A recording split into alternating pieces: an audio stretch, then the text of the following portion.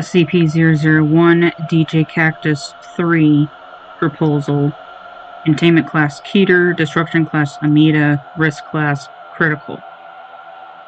SCP-001 is a humanoid gravitational singularity currently contained within the Area 11 Petri Cow Fontaine Array. SCP-001 is immeasurably dense only by mitigating its effects on space-time through the use of Scranton-Kempf devices are Foundation personnel able to maintain the structural integrity of the spatial stabilization array. SCP-001 is not visible without specialized equipment, usually high-contrast infrared cameras, as it is constantly surrounded by a dense cloud of radioactive gas and atomized debris. Additionally, being a singularity, SCP-001 does not reflect light and is visible only by the obfuscation of light around it. SCP-001 is capable of manipulating the nature of reality through alterations in gravity that change the shape and structure of space-time. As such, its anomalous capabilities cannot be dampened by anything other than the Petri Cow Fontaine Array. Any alterations to space-time made by SCP-001 are irreversible. Addendum 001.1 Initial Manifestation. On June 19, 1982, a team of Foundation researchers, headed up by Dr. Lamar Fontaine, were in the process of running engineering trials on the Petri Cow Fontaine Spatial Stabilization Array, a device intended for use in containing anomalies that manipulate the nature of space-time. During these trials, a particle accelerator was used to create super-heavy oganescent, which would in turn collapse on itself to create a miniaturized singularity. This procedure has been carried out on several other occasions, with each of the singularities destabilizing quickly after manifesting. The June 19th trial was intended as a scale-up test of the procedure. Shortly after 2030 hours local time, as the particle accelerator was in the process of spooling up, Dr. Calvin Desmet, one of the project's research assistants, noted minor power fluctuations in one arm of the array's stabilizing rings. Dr. Desmet wanted to replace the failing coupling, which was known to decay under the cold temperatures of the testing chamber. Since the test was still an hour away and the chamber was not sealed, Dr. Desmet entered to repair the coupling. As the accelerator continued to spool, a power regulator attached to the system's primary generator began to fail. Under non-test conditions, this event could still flood the chamber with ionizing radiation, so an evacuation order was given and the chamber was sealed. Dr. Desmet, not hearing the alert over the sound of the array coming online due to excess power now present in the system, continued to work on the coupling. Roughly 7 minutes later, while outside research staff were attempting to begin a power-down cycle, the power regulator failed entirely and the accelerator began powering to near test conditions. Dr. Desmet abandoned the power coupling and attempted to escape the test chamber. Before he could make it to an emergency exit, the accelerator reached peak test conditions and a singularity formed. The array pulled the singularity into alignment, but only milliseconds before the damaged stabilizer arm failed, and Dr. Desmet was exposed to the naked singularity.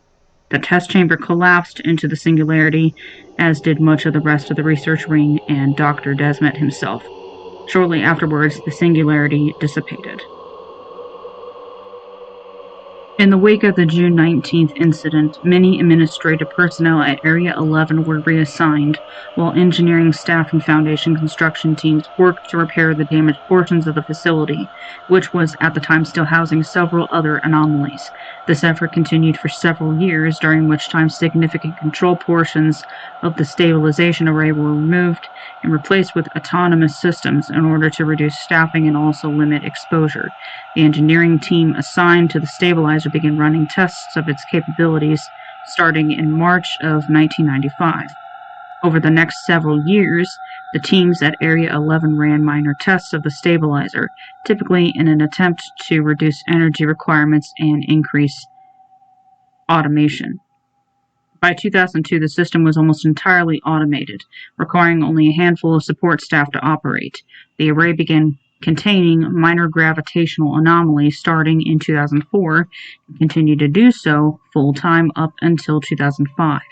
In late 2005, staff members at Area 11 began trials that would lead towards testing the stabilizer on a freestanding singularity. In early 2006, aided by the NetZac intelligence system, on-site engineers began scaling up their trials into fully operational experiments. After several months of testing, in May 2006, the engineers at Area 11 manifested a singularity within the array at full power and maintained the structural integrity of both the singularity and the containment chamber. However, after 2 hours of testing with a fully stable singularity, the space within the array began to change dramatically. The singularity began to rapidly grow in size, threatening to expand past the boundaries of the array.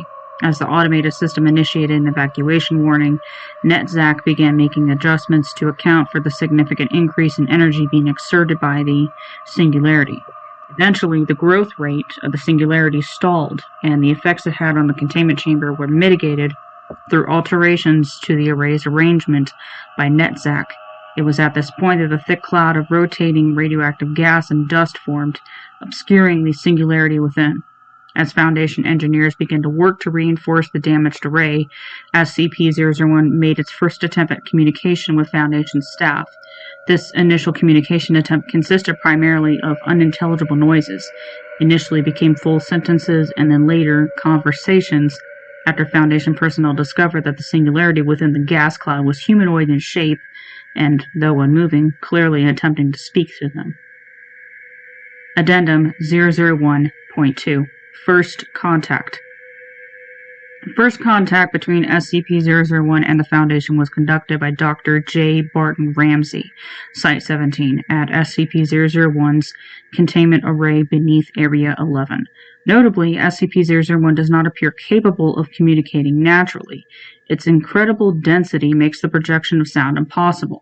Instead, SCP-001 uses gravity to vibrate the suspension rings of the array in order to create sound.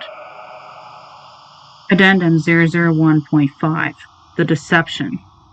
On January 11, 2007, after further discussion with SCP-001 and additional independent research, the Overseer Council voted 8 to 4 to 1 to initiate a power down of the Spatial Stabilization Array and allow SCP-001 to take the action it had described.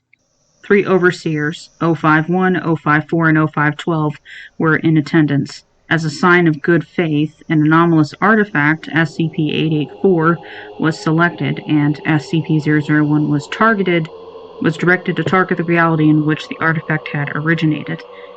053 oversaw the artifact during this process. Addendum 001.6 Tredasim Protocol. We were wrong. Tredasim is no longer an option. Every alternative must be considered. Sustained containment of SCP-001 is now the Foundation's only objective. More information will come to you as I receive it. 053. Footnotes. 1. Deep Well Number 9. 2. Codenamed NetZac. 3. Other technologies such as reality anchors are ineffective. 4. And including notable Foundation researchers Dr. Isaiah Harriman, Dr. William Bell, Dr. Simon Petrichow, Dr. Ernest Duke, Dr. Tilda Moose, Dr. Gina Lazenby, and Dr. Carter Lament. 5. Specifically those that warp space-time due to their immense or fluctuating density. 6. The reason for this is still unknown. 7.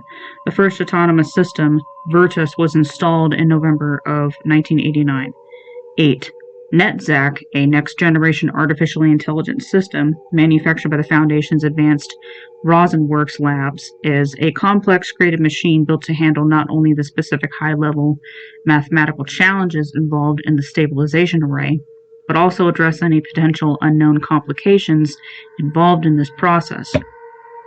Unlike previous Foundation artificial intelligences, NetZac cannot communicate casually, as it does not have a functional personality complex. 9. Currently, this is believed to be the outer limit of SCP-001's influence, as the rest of its abilities are mitigated and contained by the stabilization array. Archival specifications.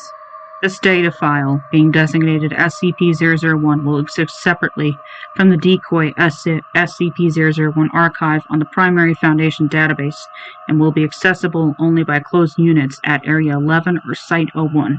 No other instances of this file may exist. This data file is designed to corrupt any systems on which it exists that do not carry the encryption markers of either of those two systems. Special Containment Procedures. SCP-001 is currently contained within the Petri Cow Fontaine Spatial Stabilization Array located on the 6th basement level of Armed Dimensional Containment Area 11 near Kunes, Norway. SCP-001's containment chamber must be kept at a temperature no greater than 3.2 Kelvin.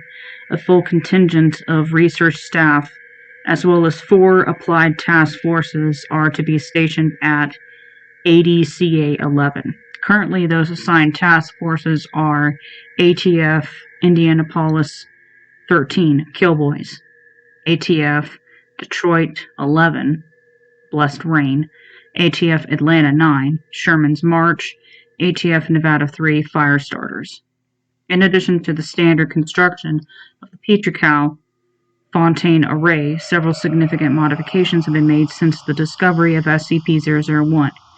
The addition of 3 additional Ivory Cannon-class liquid fluoride thorium reactors to balance additional energy loads, 9 Class 6 magnesium alloy suspension rings to maintain structural integrity of the array, 16 Scranton-Kempf harmonic dampeners to control excessive energy output, 3 Polycot deflector dishes to control excessive energy output, 8 Weldon-Stanley fused energy sinks to control excessive energy output, the construction of a deep well borehole to vent and control excessive energy output, 1 autonomously intelligent response vector to manage complex temporal spatial calculations.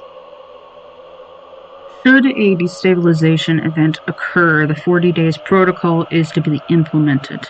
The acting site administrator will initiate a full evacuation of the facility, which will begin a 40-minute countdown. T-minus 40 minutes. Evacuation order is given. T-minus 33 minutes. After a 7-minute evacuation window, sluice gates that run into the nearby river will open, flooding the lower portions of the facility. T-minus 31 minutes. Charges situated around the test chamber will fire after 9 minutes, collapsing the test chamber and basement level into the deep well borehole. T-minus 21 minutes. Additional charges set across the entire site will fire, collapsing the entire structure into the borehole. T-minus 6 minutes. Charges set in the mountainside will fire, causing a landslide that will fill and cap the deep well before being sealed by a set of locking steel plates designed to extend out over the full width of the borehole.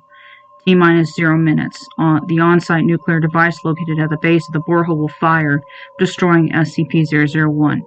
In the event that the 40 days protocol does not prove sufficient to destroy the anomaly, all designated Foundation overseers, regional administrators, directors, and executives are to report to Overwatch Command Site-01 and wait implementation of the Predicin Protocol.